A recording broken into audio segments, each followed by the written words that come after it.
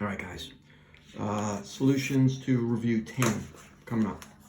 Okay, so what do I have? I have a dog sled system, right? You're told that the dog is 15, or I should say sled 15 kilograms, dog 10, person pulls at 55, and angle 20 degrees.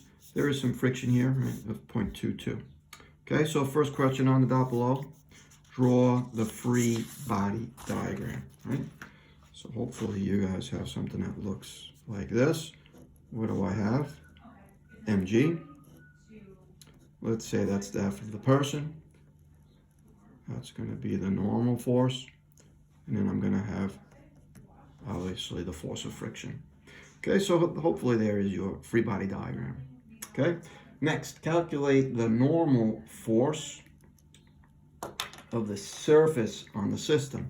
Okay, so to get this, right, I'm going to have to break F into Fy and what? Fx. Okay, so I'm looking for Fn. So let's do, right, Newton's second law. So Newton's second law says, right, well, what do I have? Really, it's really F net is equal to ma, right? But as I'm being pulled this way, right, as I'm being pulled this way, my acceleration, right, is 0. Let's leave it as ma for a second. Let's add my forces up in my y dimension. And let's pick this way to be positive. Fn plus Fy minus mg is going to equal to ma. But since I'm being pulled to the right, I know that this acceleration, right, is 0, so that whole term goes to 0, right? So it looks like I can say Fn, right, is equal to, bring both of these to the other side, mg minus Fy, right? And we know that this is, what do we say, 20 degrees, right? So what do I have? mg of the system, right? I think that was 196 newtons. That's going to be equal to 20, right? 20, right? 20 times 9.8, right? So 20 times 196 minus, right? Minus Fy. What's Fy going to be? Well, Fy is really going to be sine, right? F sine theta. So what was F? We know that that's 55 newtons. Sine of 20 degrees, right? So I think that's, it was like 18.8. So you should get 177.2 newtons. So there is the normal force, right? Acting on this guy here. All right, next, calculate my acceleration of the system, right? So by the way, this was A, this was B.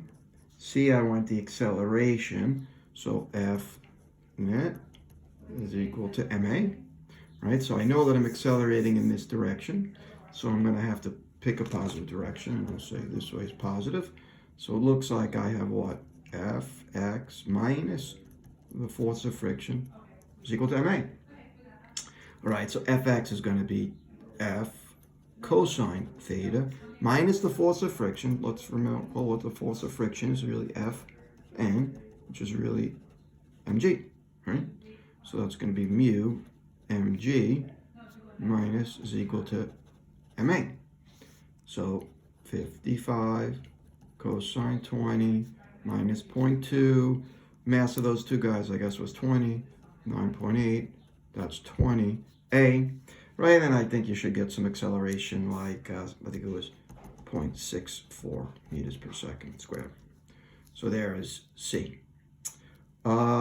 D, calculate the work done. So D, work. Work is equal to force times distance, right? Calculate the work done by the child pulling the force if it went 7 meters, sorry, right? So what force is actually being pulled? Fy, Fd, right?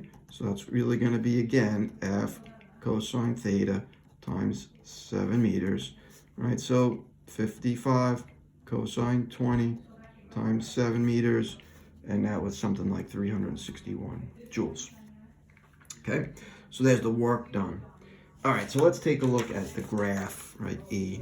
Okay, so, all right, sometime later, right, the dog rolls off the sled and continues to pull with the same force. Important, right? Dog rolls off, person pulls with the same force. On the axis below, sketch the graph of speed. By the way, this should be a V, right? V, speed versus time for the sled, including both sleds travel with or without the dog, right? So what's going to happen? The dog's on the sled, someone's going to be pulling. So, all right, I have that force pulling, right? Obviously, here is, right, the speed of the sled. The dog falls off. What happens? As the dog falls off, the mass decreases, but the force remains the same. So I'm going to have a bigger acceleration, right? So this, right? So these two lines, right, have to have different slopes. And they say time t, I believe, right? So at this point, this is where the dog falls off, right? The mass of the system decreases. Same exact force, really, sometimes F is equal to ma, right? So if this, right, goes down, the acceleration must goes up, so the person has to be going faster. Okay, so that is the graph. All right, so that's that guy, right? So let's take a look at 10.2, which, by the way, I actually have to say I really like this problem. Okay, so what do I have? I have a block going up and then down an incline. Right, so basically, someone gives the block a smash. There is friction. It goes up, stops, comes back down. Okay, there is in fact friction. Right, so on the dot below, which represents the block as it's sliding up the ramp, right, up and down. Draw the free body diagram. Right, the forces. Okay, so what do I have here? Obviously, I have mg. Obviously, I have what? Fn. As the block is going up the ramp, I'm going to have the force of friction trying to slow this guy down. Right? So there is the free body diagram, right? For when the block is going up the ramp. Good. Next, draw the free body diagram when it's going down the ramp. Okay? So now it's sliding down the ramp. Well, mg hasn't changed, Fn hasn't changed, but as it slides down the incline this direction, the force of friction must be that way. Okay? All right, so there's the free body diagram from up and down. Now, this is the question, this is the problem that I really actually liked, right? The block takes time to go up, right? To go a certain distance, up and down, right? Up and down. Does it take more time to go up or more time to go down? Let's take a look. Really, the only way to look at this is to draw yourself a free body diagram, right? And which, by the way, we kind of have, don't we? All right, so let's take a look at when it goes up the incline, right? This is up, right? So this is the force of friction. Now look, here's mg, right?